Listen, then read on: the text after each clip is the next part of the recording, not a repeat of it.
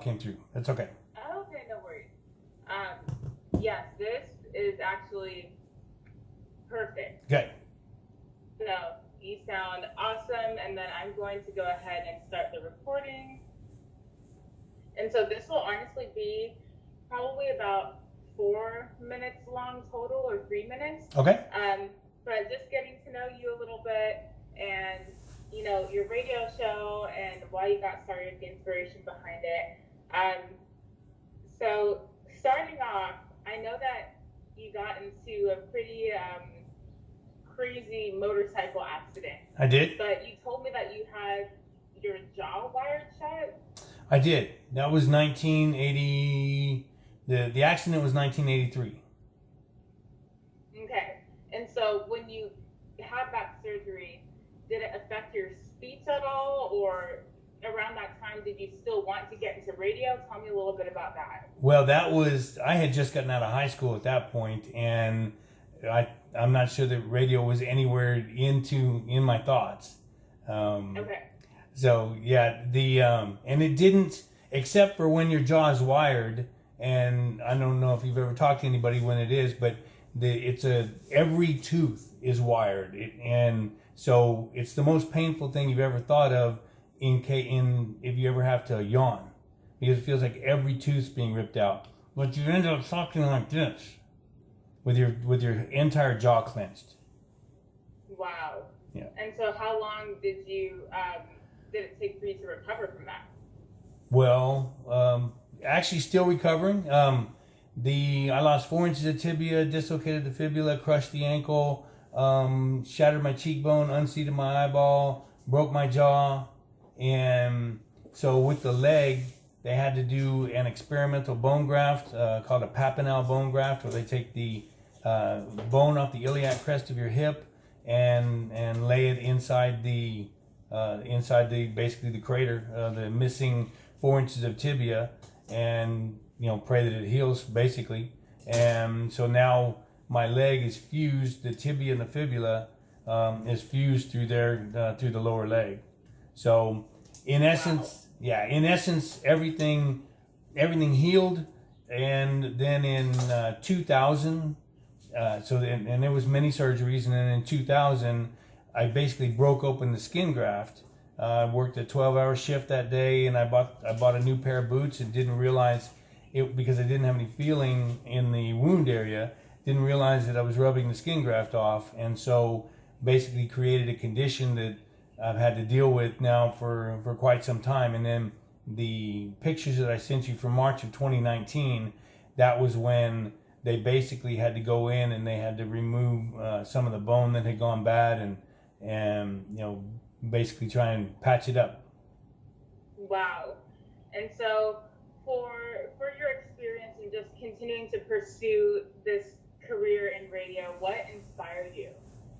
Well, originally I had the idea to use emergency management, because I have quite a few emergency management credentials, and I originally wanted to focus on emergency management. So I started several years ago and did a pilot program for that. But those guys basically they don't want the limelight, and so they're a humble group, and so they'll back off, and it's hard to kind of bring them out of their shell. And then two, one of the interviews that when I started this program that I did with a police professional, I realized that in essence, trying to get them to be personal and to expose their human side, in essence, was setting them up for danger. And so I had to back off of that. And then, so my mom, as I told you, being a registered nurse all my life, and she just really served as that impetus. She died a year ago, July, and she had dedicated herself to humanity and to helping people for so long. And I realized when she died that there were a lot of people out in our community that did the exact same thing. that they wake up every single day, they dedicate themselves to the community, to the people, and they don't get their 15 minutes of fame. They don't get their just due, if you will. And so I thought, bringing that emergency management concept forward, I thought, here's what I need to do. I need to concentrate on the people that really underpin our community and do so much, because we operate in a society now that so much of the bottom has fallen out. And if it wasn't for these people really dedicating themselves to taking care of issues that have, that have slid below the radar, then our world would be quite a different place. And that's where really the nonprofits come in. And so it's my honor to be able to give them some credit and to give them that leg up in the community for what they've done. Okay, that was so well said. I'm going to stop the recording and start a new one, just so I have that as a full solid clip. Okay. That was beautiful. You're so eloquent in how you just describe that, because it's true. I'm going to start a new recording. Okay. But even with your involvement in emergency management, something that it's been such a new theme in my life, but my fiance is actually stationed in Kuwait. Oh, wow. Yeah, and so green country, so he's not active duty, he's in the reserves, and I'm not really worried about anything over there, Right. but he's also a firefighter, so Right. Odessa Fire Rescue. Oh, wow. He was on the Odessa SWAT team. Uh-huh. And so it is, in that emergency management kind of a career field, Right. you have to be careful with how you tap into people and their Right. hearts Right. and their souls and their personal experience, because they are built up and conditioned to handle situations that the normal civilian can't handle. That's exactly so right. You don't want to break down those barriers and make them less effective at the job that they're doing. Right. So this is it's a whole conversation that there's so much that I've learned as, someone who loves a first responder and has to communicate and love them and meet them where they're at, and also understand how I can effectively do that without kind of chipping away at what makes them good at their job. Right. So, exactly. anyway. Well, they dedicate themselves in such a way that the average person has no idea. They don't understand. Yeah. And oh my God, there's so much that comes with that. I would love to, if you're looking for content for your radio show, I'm so passionate about that. Great. And just absolutely. I'm always looking for people to highlight. Especially in couples and relationships, sometimes it truly is learning how to communicate and, getting to these solutions where you're like, wow, I needed to better understand. Right. But take Chief Hood, for instance. When I started the program, Chief Hood was gracious enough not Bravo Zulu, but when it was continuity man, and continuity is basically that process of making sure that in a disaster things continue to move forward. And so Chief Hood was gracious enough to be one of my original interviews with that program. And then a couple of, I guess, a year and a half, 2 years later, then when he lost that firefighter, when the roof collapsed, and then they weren't able to go in and get that firefighter, you could see it play out in his face, in his demeanor, in having to go in front of the cameras day after day. You could see the personal toll that it took on him. And so we have some very, very dedicated professionals in the emergency management field, that support the community, no doubt. Absolutely. And then getting back to, so your mom is a veteran, so is your father.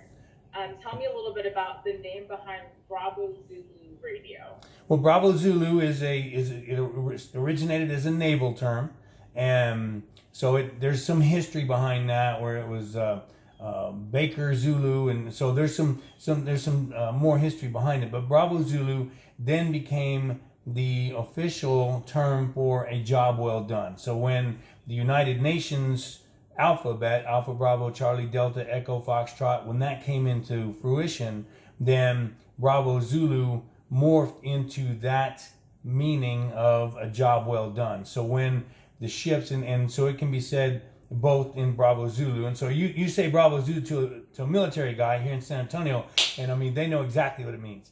But it also can be used in semaphore, in the flag, and so there's if you look at the red pennant, the inverted pennant, and the colorful one on the bottom for Zulu. So that those flags raised together, that means Bravo Zulu. So when a ship was returning from a battle or what have you, they would raise that up and to give the guys that boost. You've done a great job. You've served the country and you've done well. And so Bravo Zulu has now become more engendered into the community, so that so it becomes more of a common term at this point.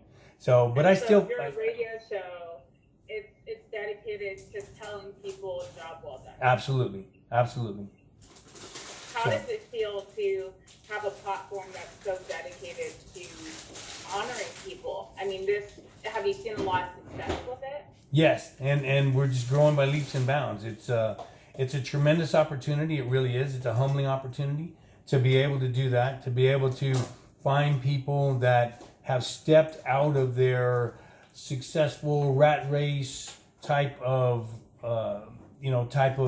conduct. That's what we all get caught up in, trying to earn a living and trying to find success, and we all get caught up in that. And so to have that opportunity to highlight the people that have jumped out. One of the pictures I sent you from Janet Henry, the Girl Scout leader for the underprivileged, or any of the CASA, the child advocates, texts from guardians of the children. I mean, they understand that there are issues in our community that have not been dealt with, especially when it comes to the children. And so they're giving of themselves. They're stepping out even of their daily lives, and they're making sure to dedicate themselves and resources into trying to serve and to solve some of these problems. Because the problems, there was one particular interview that I did, and they kind of felt like, maybe it went a little bit overboard. And I said, but it's really, it has come to my complete understanding that literally the floor has fallen out of our society, and if there weren't people that were dedicating themselves to making sure that the underprivileged, the underserved weren't taken care of, then our world would be extremely different. It really would already. And now you add in COVID, and then any of the other economic and physical issues that we're facing with regard to the election or what have you, and the problems only become exacerbated. And so that was my question. Well, what happens if for I can think of right now 80 different nonprofit organizations that are helping to hold up San Antonio society. What if those 80 organizations weren't funded properly? What happens to the community at that point? Mm-hmm. So. And it's a testament to how important everything we do truly is, right. And the impact that we as individuals can have, because you're right, it is about people who are volunteering of their time outside of their 9 to 5. Right. Some people have families, and I think, especially for me, I don't have kids, and I have a fiance, I'm young, I have a job that I love, but even on my end, I feel like I can get so stressed out and I don't have time to invest in other projects. But right. People who have families, people who do have those 9 to 5 jobs, and in many cases are working multiple jobs, especially right now because of the economy. They, on top of that, have decided to still invest time into nonprofits, right. Because they see a need there and they know how important and valuable it is to get involved, get hands-on. Otherwise, you can't wait for change to happen. You really have to do it yourself. So right. That's really, really powerful. And I think for my last question for you, I would ask, how have your parents, I love the theme with Bravo Zulu, kind of an homage to veterans and people who understand right. that kind of a terminology. But right. How have your parents inspired you to keep going and to use your voice in radio to make this happen? Well, that's a great question. Thank you. So, my father retired Air Force, and he started out in the Marines, and then he switched over to the Air Force when he re-enlisted, and then I spent a large part of my growing up. I would say it's not something that would even be attempted today. You couldn't do it, but I would go with him to Kelly Air Force Base, Lackland, and he was an aircraft inspector. And so I would ride my 3-speed up and down the hangars while he was in those beautiful airplanes and those, dedicated professionals that were working on them. And so I just thought that was the neatest thing. My dad was a very strong individual,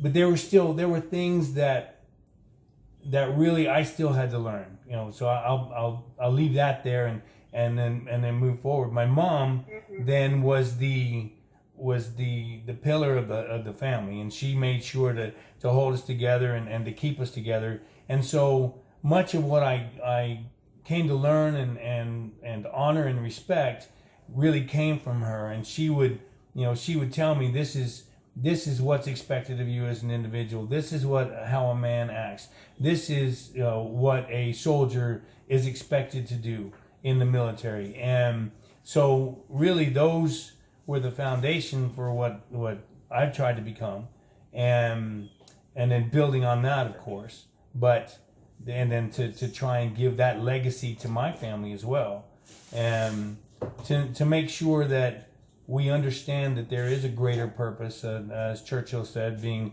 hammered out here below, and trying to do everything that I can in my part, my weak delivery, because I'm my worst critic, and I just hear myself stutter and stammer, but to have that opportunity to take those ideals, the strength from my father and the dedication from my mother, and wrap it up and do something good for the community, and really to highlight people when you see them sit down and they're so nervous and they put on the earphones and they say, is this going to be all right? Is this going to work? And then to get them to relax.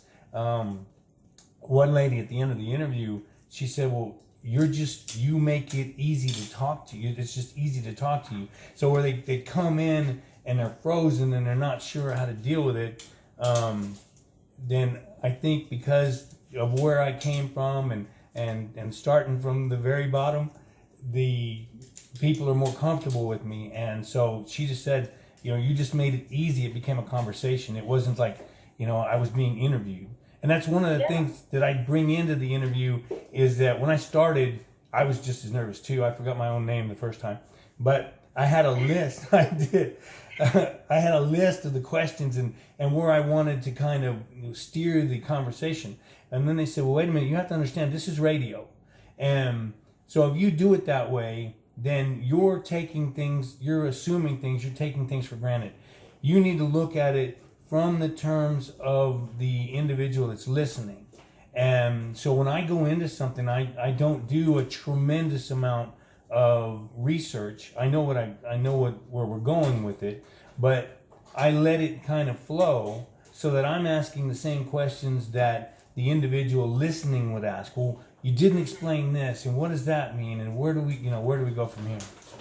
Yeah, absolutely. And I'm going to stop the recording now. Okay.